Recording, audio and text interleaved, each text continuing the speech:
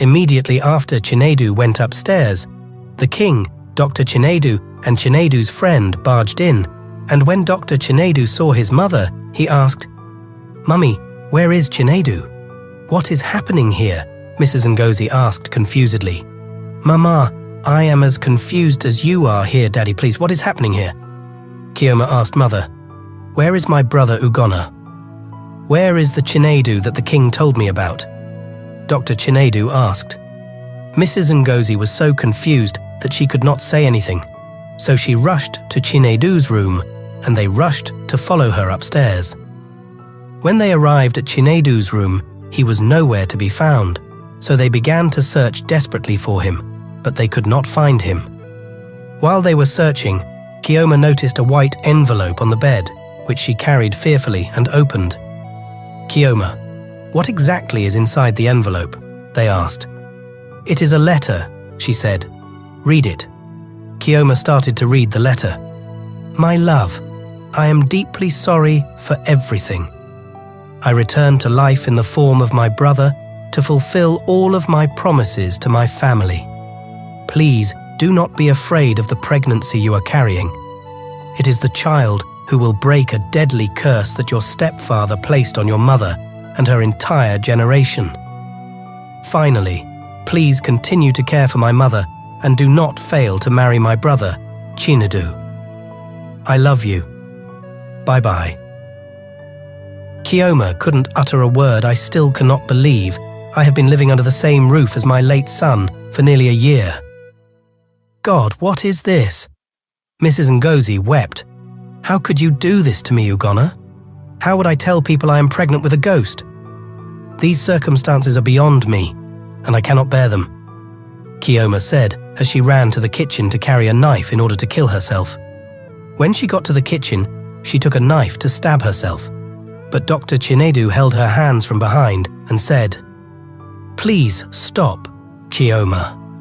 There is a way, and I have a plan." "What plan are you talking about?" Kioma asked with tears in her eyes. "Please drop the knife and accompany me to the parlor. I have something important to discuss regarding the mysterious circumstances on the ground." Kioma dropped the knife and went to the parlor with sadness. "Mummy, Kioma and Your Majesty, I would like you to do me a favor," Chinedu said. "What kind of a favor?" they asked. "I want us to keep everything that happened a secret forever, because if we reveal it to anyone, people may avoid this family indefinitely," Chinedu said. "I agree with you, but how do you keep the secret? What happened here is extremely deep," the king asked. "I want to continue from where my late brother stopped, so please do not tell anyone that my brother has returned to life. Instead, let us start where he left off." "Chinedu, thank you for this fantastic idea, but I doubt you will be able to meet up because your late brother has traveled extensively and knows a lot of people," Mrs. Ngozi said. "Mummy, I understand your point, but I have another sensible solution," Chinedu said. "What exactly is the solution?" "Okay, anyone that my late brother knew very well and that I do not know, I will act and talk like someone who uses drugs and drinks, and when you see me in that, you will say, 'Chinedu, I warned you several times to stop taking hard drugs and drinking, but you refused to listen. And I will say, Mummy, I miss my brother so much and cannot stop thinking about him every day. I believe that by doing so, many people will understand, and if I do not do so, people may begin to think differently," Chinedu said. "Is a good idea in any case, but I am just thinking about what I will tell my family and friends who know I am in the United Kingdom," the king said. "Your Majesty, I am willing to book a flight for you to return to the United Kingdom. I will travel after the burial because I want to attend it. Please, Your Majesty, it is not a wise idea for you to attend the burial. Instead, I will book a hotel for you to stay and a flight for you to travel to the UK. Therefore, you must leave now so that no one can come and see you," Chinedu said. The king then traveled to another town, and immediately after he left, Chinedu's uncle arrived. "Chinedu, what are your plans for tomorrow?" they asked. "Please, uncles. I am extremely exhausted right now. I have been to several locations today in preparation for my brother's burial tomorrow, and I have just returned. So please, I just want to shower, find something to eat and rest a bit. My mother is aware of all of the plans for tomorrow." Chinedu responded, "Chinedu, you have done an excellent job, and we are very proud of you," the uncle said. The following day, they buried Ugonna, and everything went as planned. Mrs. Ngozi revealed everything Ugonna said before he died to Chinedu 2 days after the burial, eventually telling him that his late brother had said that he must marry his wife Chioma. "Mummy, I do not think that would work because my brother has returned to life and fulfilled all of his promises, and I have someone I intend to marry." Chinedu said, "What about your brother's child, which she is carrying?" "Mummy, this is her husband's house, so she can stay here and give birth to the child. However, I'm not ready to marry her, please." "Chinedu, do not make a decision you will regret for the rest of your life," Mrs. Ngozi said. "Chinedu, listen to your mother. She is correct. I do not think there is anything wrong with you marrying the princess. Consider what your late brother said in the letter that Princess read when we arrived." Chinedu's friend said, "Daniel, so you are also supporting my mother.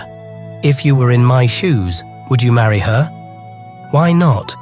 Just for peace to reign and to have my own peace. Can I be honest with you? If you do not marry Chioma, your late brother's spirit will never allow you to marry any other girl," Daniel said. "Daniel, I am disappointed in you. Why do you act as if you do not know I have a fiancé?" "Chinedu, forget about your fiancé. What we are talking about here is beyond physical, and there is a reason why your brother insisted that you marry Chioma, and I believe there is a deep mystery behind that. Please, my guy, do what your late brother said. I do not want anything to happen to you. Remember, your brother is not a human being but a ghost, so it is very unusual to turn down his request. Just marry the girl and take her to the United Kingdom and have peace of mind," Daniel said. "Daniel, prepare to marry her, because I am not interested in marrying her," Chinedu replied as he walked away. A moment later, the king changed his mind and plan and returned to his palace because he was worried that something strange might happen to his daughter again. So when he arrived at the palace, he revealed everything that had happened to his wife. And his wife said, "Your Majesty, it is extremely dangerous to leave our daughter with that family. Please carry our daughter before something terrible happens to her." The Queen said, "You are correct. The mysteries surrounding that family are extremely deep. I will summon the family next week and refund everything Ugonna had paid for my daughter's head," the king said. The following day, the king and queen called Chioma, "My princess. Now that you have succeeded in burying your husband, what is your next plan?" the king asked. "Daddy, I honestly do not know. Do you intend to marry Chinedu?" the queen asked. "Mummy, I do not think so. I am afraid of the family after what happened recently, so I do not think I can take such a risk." She replied, "That is exactly what I told your father. Your Majesty, what should we do at this point?" the Queen asked. "As I previously stated, I will summon the family and inform them that my daughter will no longer marry their son, Chinedu. And if it means refunding the bride price, I will do so without hesitation," the king said.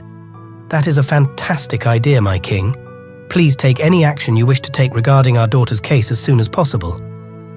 "But what am I going to do about this pregnancy?" Chioma asked. "Well, my daughter, we do not need such a mysterious child in this family, because such a child could turn out to be a disaster, so please terminate the pregnancy," the Queen said. "No, Mummy, I cannot do that. Late Ugonna advised me not to terminate the pregnancy, so I cannot abort it," Chioma said. "I disagree with the abortion, and I will summon Izemmo to determine whether the child she is carrying is a human or a spirit," the king said. A moment later, the king sent for the Ezemo, and he arrived. Ezemo, my daughter here is pregnant with her late husband's spirit, so I would like you to check to see if the child she is carrying is human or spiritual. The king said, Your Majesty, I knew a day like this would come, Princess Kioma. Step forward and straighten your hands, the chief priest said.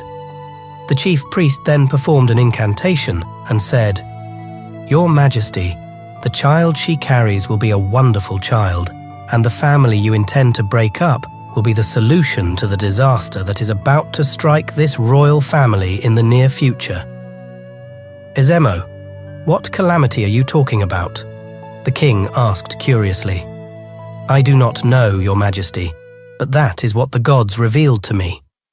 The chief priest replied and left the palace. And what calamity is he talking about? If Kioma fails to marry Chinedu, I suspect the Ugonas will haunt this royal family, the queen said. That is exactly my thought. So, my queen, what do you think we should do to avoid the disaster Ezemo mentioned? The king asked confusingly. Okay, I propose we should wait until the princess gives birth before distancing ourselves from the family, the queen said. My queen, let us summon Chinedu and his family and hear their thoughts on the princess and the unborn child, the king said. 2 days later, Chinedu and his family arrived at the palace. Chinedu, when will you return to the United Kingdom? The king asked. By next week, Your Majesty, he replied. What are your plans for my daughter? The king asked. Your Majesty, the truth is that I am already engaged to the love of my life, so the marriage between me and the princess will not work, Chinedu said. Chinedu, it is not my family that you want to destroy. How can you say that you will not marry a girl assigned to you by your late brother? Mrs. Ngozi asked angrily. Please, Ma, let him be. Marriage is not forced, and I was never ready to marry him.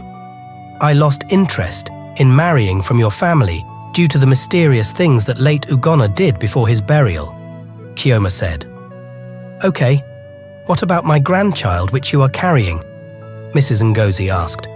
Ma, I will return the child to your family as soon as he or she turns 3.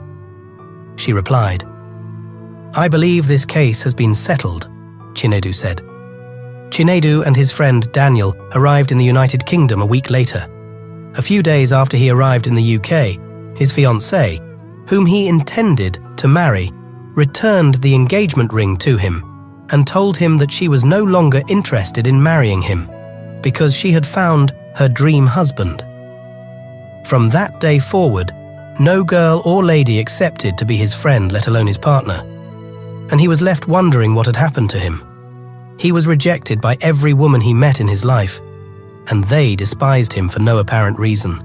One morning, the woman who owned the hospital where he was working called him and said she did not want him to work there anymore, that her spirit was completely against him, and that she did not want to see him in her hospital. Eventually, the woman paid him off. A few months later, Kioma gave birth to a boy named Destiny. A year after Kioma gave birth, her elder sister, Princess Adaeze, performed traditional marriage. On the wedding day, immediately after they joined Princess Adaeze and Prince Uche as husband and wife, Prince Uche tore his wedding attires, turned everywhere upside down, and mysteriously went mad. The next morning, Prince Uche's father summoned the chief priest of his kingdom to find out what was the cause of his son's sudden madness, and when the chief priest arrived, he said, Your Majesty, Princess Adaze's parents are responsible for your son's mysterious mental illness. Please explain what they did to my son. The Queen asked. Your Highness, they are aware of what they have done in the past, the chief priest responded.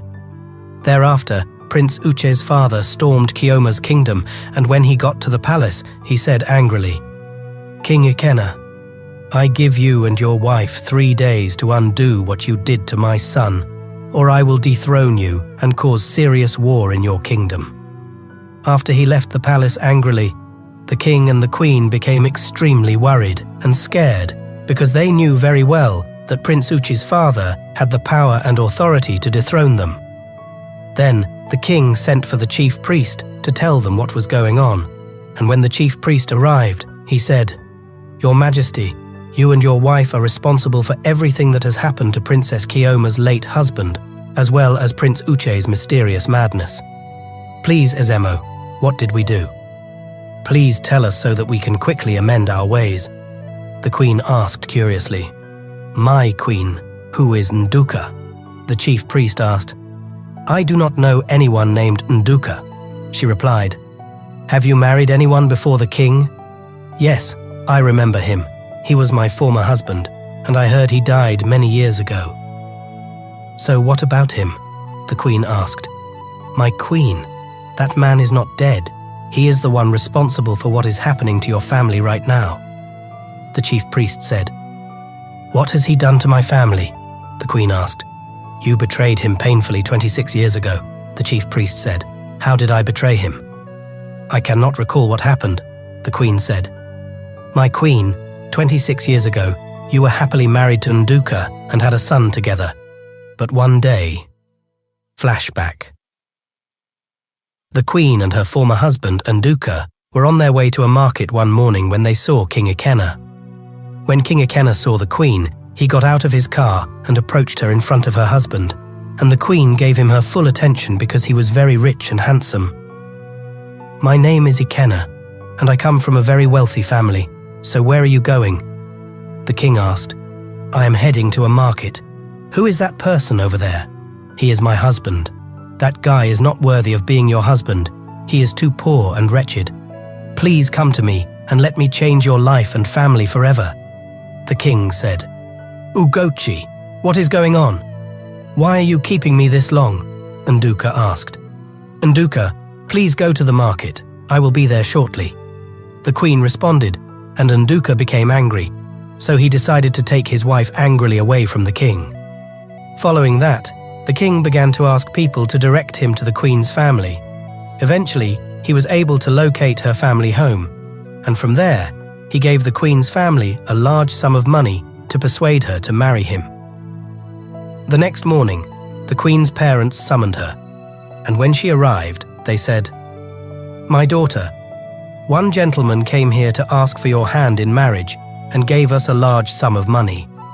He is willing to move our family from grass to grace. Please marry him because we are tired of suffering and struggling. But I am already married to Nduka, and I have a child for him," the queen said.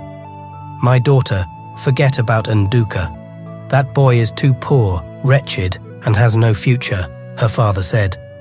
"Daddy, what about the bride price he just paid?" the queen asked.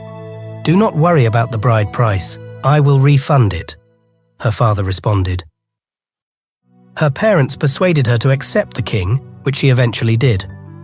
So, after she agreed to marry the king, she told her husband one morning, "Nduka, please accept my apologies for what I am about to say.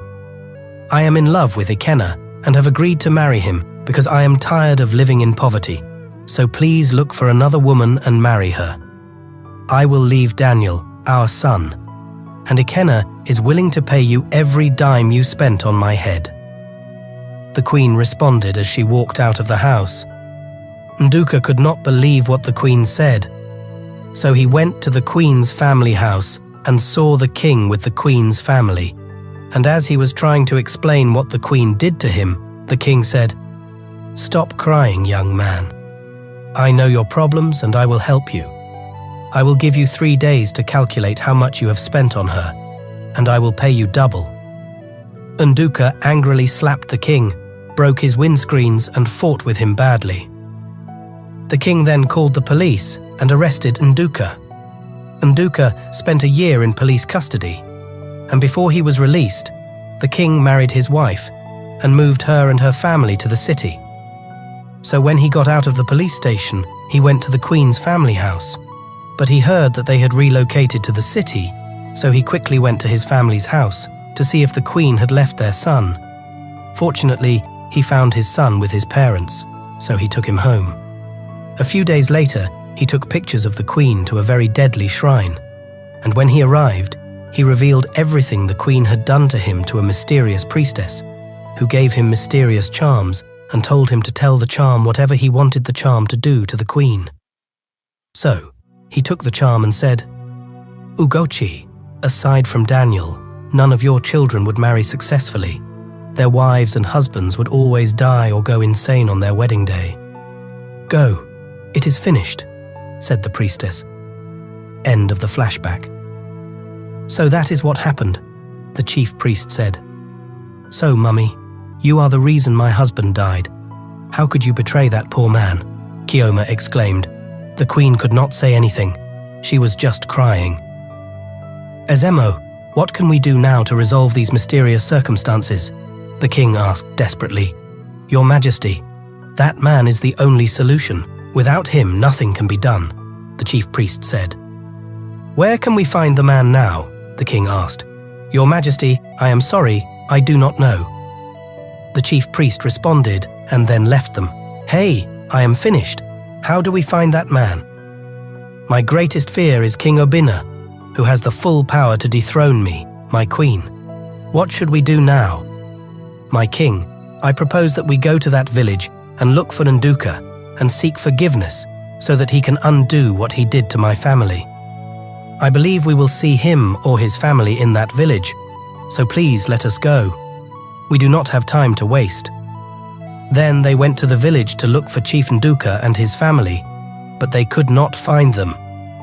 They went to several locations in search of the man, but were unable to find him. The next day, the king went to Prince Uche's kingdom and disclosed everything to Uche's father, pleading with him not to dethrone him and promising to find a solution to his son's madness. Chinedu's friend Daniel came across Princess Adaize's stunning pictures and video on Instagram one morning and fell in love with her, so he decided to chat her up, and she responded immediately. They became close friends from then on, but Daniel had no idea she was Kioma's elderly sister. Destiny, Kioma's son, became extremely ill one day, and they rushed him to the hospital, but no doctor could figure out what was wrong with him, and he was dying. After they took him to several hospitals and could not figure out what was wrong with him, he began saying, "I want to see my daddy. I want to see my daddy." And his mother and grandparents were stunned because it was his first time speaking. They took him home, and when he got there, he kept saying, "I want to see my daddy." And everyone was terrified. So the king decided to call the chief priest, and when he came, the little boy was still saying, "I want to see my father." The chief priest then stated, "Your Majesty, this boy is more than just an ordinary boy. He is a peacemaker and a great seer who has seen things that no man or woman can. He has seen every possible solution to this family's problems." "So, what should we do now, Ezemo?" the king asked. "Your Majesty, simply do everything you can to ensure his father returns to him and expect shocking results," the chief priest said. "But his father has died," the queen said. "No, his father is alive." The chief priest said, "I do not understand, Ezemo. My husband died and was buried nearly 2 years ago," Kioma said. "Who is Chinedu?" the chief priest asked. "He is my husband's brother," Kioma replied. "What is going on with my family, gods of our land? Please have mercy on me and my family," the king exclaimed, and then Prince Uche and his family stormed the palace with him. "Ikenna, you promised me that my son would be recovered from the madness in no time, and I have patiently waited for him to do so. But he has yet to recover, and his mental health issues continue to deteriorate every day, despite the fact that I have spent over 50 million naira. Ikenna, you and your family must undo what you did to my son before I leave here today," Prince Uche's father said. The circumstances were beyond King Ikenna's control, so he took a sword from his guard and was about to stab himself to death when Prince Uche's father grabbed his hand and said, "You must cure my son from the madness before you kill yourself." The situation became extremely complicated, and they were very confused about what to do. A moment later, Chinedu, Chioma, Princess Adaize, and Prince Uche began vomiting blood uncontrollably, and everyone in the palace began to cry. While they were crying, Kioma's son, Destiny, who was sleeping, awoke and began calling, "Grandma! Grandma!"